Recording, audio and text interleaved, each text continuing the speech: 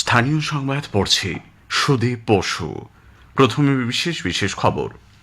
বিভিন্ন দাবি দাওয়া নিয়ে রাজ্য সরকারের সঙ্গে ফের বৈঠক হলেও কর্মবিরতি চালিয়ে যাওয়ার সিদ্ধান্ত জুনিয়র চিকিৎসকদের। ডিবিসি মাত্রাতিরিক্ত জল ছাড়ার ফলেই পুজোর মুখে রাজ্যের একাধিক জেলায় বন্যা পরিস্থিতি তৈরি হয়েছে বলে মুখ্যমন্ত্রীর অভিযোগ। নিজের ব্যর্থতা আড়াল করতে মুখ্যমন্ত্রীর এটা পুরনো কৌশল, দাবি বিরোধীদের। দেশে একসঙ্গে লোকসভা ও বিধানসভা নির্বাচন এবং তার 100 দিনের মধ্যে পুরসভা ও পঞ্চায়েত নির্বাচন করানোর জন্য উচ্চ পর্যায়ের কমিটির সুপারিশ সরকার গ্রহণ করেছে। বিজেপিকে স্বাগত জানিয়েছে, সমালোচনা করেছে তৃণমূল কংগ্রেস। এএফসি চ্যাম্পিয়ন্স লিগে মোহনবাগান ও তাজিকিস্তানের এফসি রাভিশানের মধ্যে খেলা গতকাল গোলশূন্যভাবে শেষ হয়েছে। আসছে বিস্তারিত সংবাদে। বিভিন্ন দাবি দাওয়া নিয়ে রাজ্য সরকারের সঙ্গে আন্দোলনরত জুনিয়র চিকিৎসকদের ফের বৈঠক হলেও কর্মবিরতি নিয়ে জটিলতা অব্যাহত। কর্মক্ষেত্রে নিরাপত্তার অভাব বোধ করায় আন্দোলনরত জুনিয়র চিকিৎসকরা কর্মবিরতি চালিয়ে যাওয়ার সিদ্ধান্ত নিয়েছে। গতরাতে নবান্নে রাজ্যের মুখ্য সচিব, স্বরাষ্ট্র সচিব এবং রাজ্য প্রশাসনের শীর্ষ কর্তাদের সঙ্গে আলোচনায় কোনো সমাধান সূত্র বের হয়নি বলে ডাক্তারদের তরফে জানানো হয়েছে।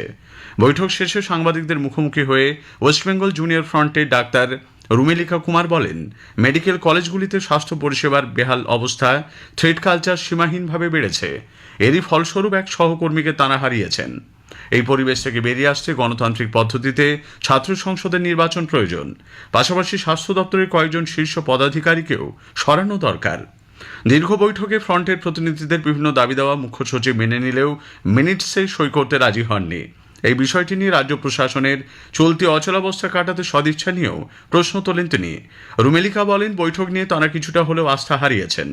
লাইভ স্ট্রিমিংয়ের যে দাবি বারবার ফ্রন্টের তরফে জানানো হয়েছে, তা এর মাধ্যমে কার্যত সঠিক বলে প্রমাণিত হলো। তবে তারা দাবি দাওয়াগুলি মেল মারফত রাজ্যের মুখ্য সচিব মনোজ পান্থকে পাঠিয়ে দেবেন বলেও তিনি জানান। এদিকে গতকালের বৈঠকে রাজ্য সরকারের তরফে একাধিক পদক্ষেপের কথা জুনিয়র ডাক্তারদের সামনে তুলে ধরা হয়। হাসপাতালে দালাল চক্র নির্মূল করা, নিরাপত্তার দায়িত্বে চুক্তিভিত্তিক কর্মী না রাখার মতো কয়েকটি দাবিতে রাজ্য সরকার সম্মতি দিয়েছে। চিকিৎসকদের দাবি মতো কয়েকটি কমিটি গড়ার প্রস্তাবেও সম্মতি দেওয়া হয়েছে।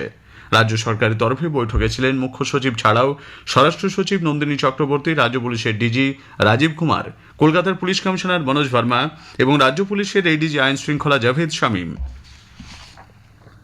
ওয়েস্টবেঙ্গল মেডিকেল কাউন্সিল স্বাস্থ্যক্ষেত্রে দুর্নীতির আঁতুড়ঘরে পরিণত হয়েছে বলে অভিযোগ তুলে ডাক্তারদের সংগঠন joint platform of doctors West Bengal, Indian medical অ্যাসোসিয়েশনের পশ্চিমবঙ্গ শাখা এবং প্রোটেক্ট দ্য ওয়ারিয়ার্স আজ মেডিকেল কাউন্সিল সাফাই করো অভিযানের ডাক দিয়েছে। আজ দুপুর 3টায় মেডিকেল কাউন্সিলের কার্যালয়ের সামনে বিক্ষোভ সমাবেশের আয়োজন করা হবে। এই কর্মসূচিতে জুনিয়র ডাক্তারদের তরফেও প্রতিনিধি দল যোগ দেবে। এদিকে জুনিয়র ডাক্তারদের তরফে ডাক্তার দেবাশিস হালদার বলেন, রাজ্যের বন্যা কবলিত এলাকাগুলিতে ফ্রন্টের তরফে ত্রাণ শিবির ও অভয়া ক্লিনিক চালু করা হবে। আরজিকর ঘটনার প্রতিবাদে গতকাল বিজেপি দমদম নাগের বাজার থেকে সেন্ট মেরি স্কুল পর্যন্ত মশাল মিছিল করেছে। যোগ দেন রাজ্য সভাপতি সুকান্ত মজুমদার। মেডিকেল কলেজে হামলার ঘটনায় ধৃত 44 জনকে 24শে সেপ্টেম্বর পর্যন্ত জেল হেফাজত দিয়েছে শিয়ালদা আদালত। ভিডিও ফুটেজ দেখে এবং জিজ্ঞাসাবাদ করে এদের চিহ্নিত করা হয়। এদিকে আরজিকর কাণ্ডের প্রেক্ষিতে সিবিআইয়ের হাতে গ্রেপ্তার টালা থানার প্রাক্তন ওসি অভিজিৎ মণ্ডলকে সাসপেন্ড করা হয়েছে।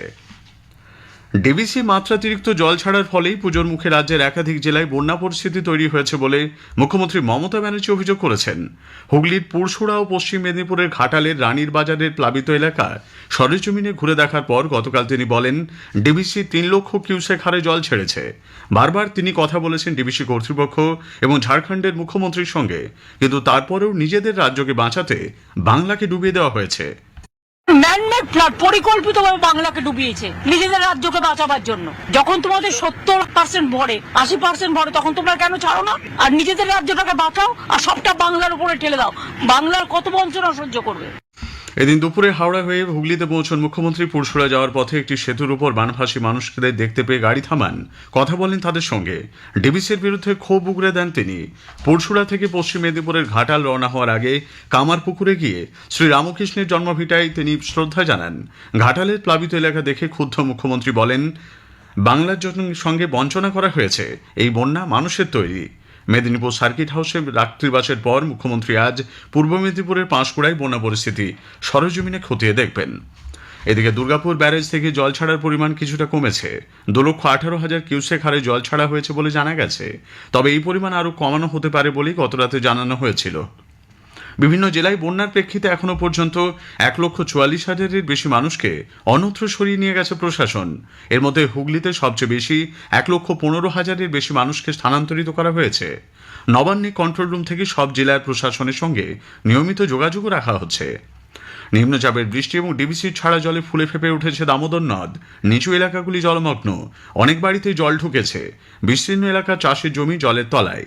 হাওড়া আমতা 2 নম্বর ব্লক ও উদয়নারায়ণপুরেও দামোদরের জলে বানভাসি হয়েছেন বহু মানুষ। উদ্ধার ও ত্রাণের কাজে নিযুক্ত হয়েছে এনডিআরএফ ও এসডিআরএফ এর দল। বাঁকুড়া জেলার বড়জোড়া, সোনামুখীর মানাচর এলাকার বিস্তীর্ণ অংশও প্লাবিত। নদিয়ার শান্তিপুরে ভাগীরথীর জল অস্বাভাবিক হারে বৃদ্ধি পাওয়ায় গুপ্তিপাড়া ফেরিঘাট দিয়ে পারাপার আজ সকাল 6টা অবধি বন্ধ রাখা হয়। নিজের ব্যর্থতা আড়াল করতে মুখ্যমন্ত্রী পুরনো কৌশলের পুনরাবৃত্তি করছেন বলে বিরোধী দলনেতা শুভেন্দু অধিকারী মন্তব্য করেছেন।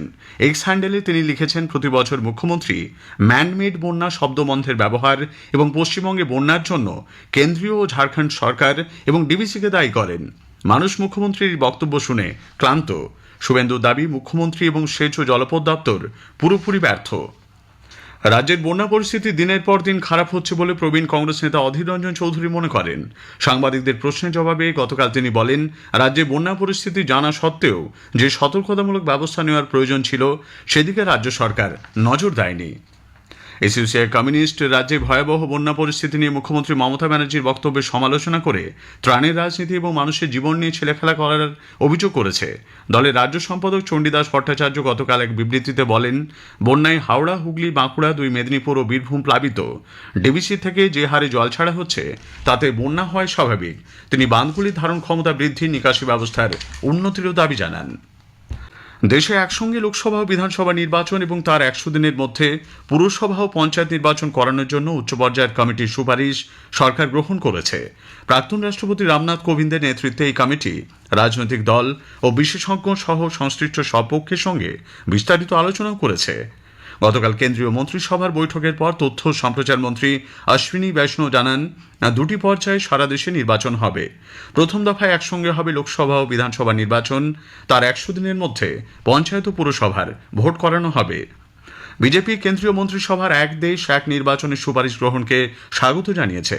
দলের রাজ্য মুখপাত্র রাজ্যসভা সাংসদ শ্রমিক ভট্টাচার্য এক ভিডিও বার্তায় এই ঐতিহাসিক সিদ্ধান্ত নেওয়ার জন্য প্রধানমন্ত্রী নরেন্দ্র মোদীকে অভিনন্দন জানিয়েছেন। এক দেশ এক নির্বাচন সংক্রান্ত প্রস্তাবটি গতকাল কেন্দ্রীয় মন্ত্রিসভায় অনুমোদন পাওয়ায় তৃণমূল কংগ্রেস এর সমালোচনা করেছে। দলের রাজ্যসভা সাংসদ ডেরেক ওব্রায়ান একে প্রধানমন্ত্রী ও অমিত শাহের একটি ভাঁওতা আখ্যা দিয়েছেন। তৃণমূল প্রধান মুখ্যমন্ত্রী মমতা ব্যানার্জি এই প্রস্তাবের বিরোধিতা করে গত 11 জানুয়ারি উচ্চ পর্যায়ের কমিটির সচিব ডক্টর নীতিন চন্দ্রকে যে চিঠি দিয়েছিলেন তার প্রতিলিপিও এক্স হ্যান্ডেলে পোস্ট করেছেন তিনি। উত্তরবঙ্গের তরাই ডুয়ার্স চা বাগানের শ্রমিকদের পুজোর বোনাস নিয়ে মালিকপক্ষ শ্রমিক সংগঠনগুলি দ্বিপাক্ষিক বৈঠকে কোনো সমাধান সূত্র না মেলায় আজ কলকাতায় ফের দ্বিপাক্ষিক বৈঠক বসছে। সকাল 11টায় ডালহৌসিতে বেঙ্গল চেম্বার অব কমার্সের নির্ধারিত এই বৈঠকে চা মালিকদের সংগঠন এবং শ্রমিকদের একাধিক সংগঠনের প্রতিনিধিরা উপস্থিত থাকবেন।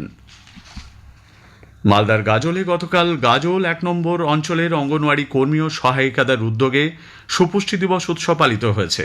অন্নদা সংঘ সদনে আয়োজিত অনুষ্ঠানে উপস্থিত ছিলেন গাজলের বিডিও সহ আধিকারিক ও জনপ্রতিনিধিরা। মালদা শহরে 3 নম্বর ওয়ার্ডে পুষ্টি দিবসের অনুষ্ঠানে উপস্থিত ছিলেন পৌর প্রধান কৃষ্ণেন্দু নারায়ণ চৌধুরী।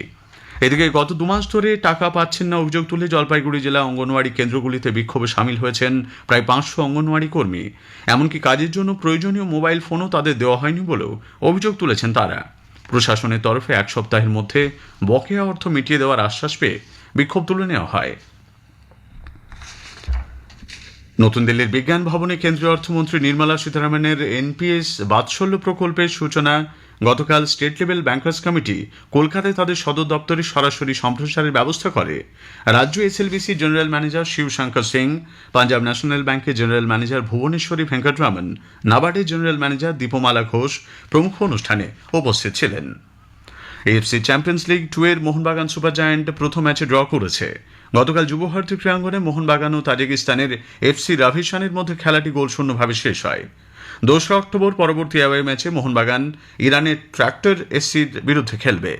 নৈহাটি স্টেডিয়ামে গতকাল কলকাতা প্রিমিয়ার লিগ ফুটবলের সুপার 6 পর্বে ভবানীপুর ক্লাব ও ডায়মন্ড হারবার এফসির মধ্যে খেলাটি 1-1 গোলে শেষ হয়েছে। শেষ করার আগে স্থানীয় সংবাদের বিশেষ কিছু অংশ আরও একবার। বিভিন্ন দাবি দাওয়া নিয়ে রাজ্য সরকারের সঙ্গে ফের বৈঠক হলেও কর্মবিরতি চালিয়ে যাওয়ার সিদ্ধান্ত জুনিয়র চিকিৎসকদের। ডিবিসি মাত্রাতিরিক্ত জল ছাড়ার ফলেই পুজোর মুখে রাজ্যের একাধিক জেলায় বন্যা পরিস্থিতি তৈরি হয়েছে বলে মুখ্যমন্ত্রী অভিযোগ করেছেন। নিজের ব্যর্থতা আড়াল করতে মুখ্যমন্ত্রীর এটা পুরনো কৌশল, দাবি বিরোধীদের। স্থানীয় সংবাদ শেষ হলো।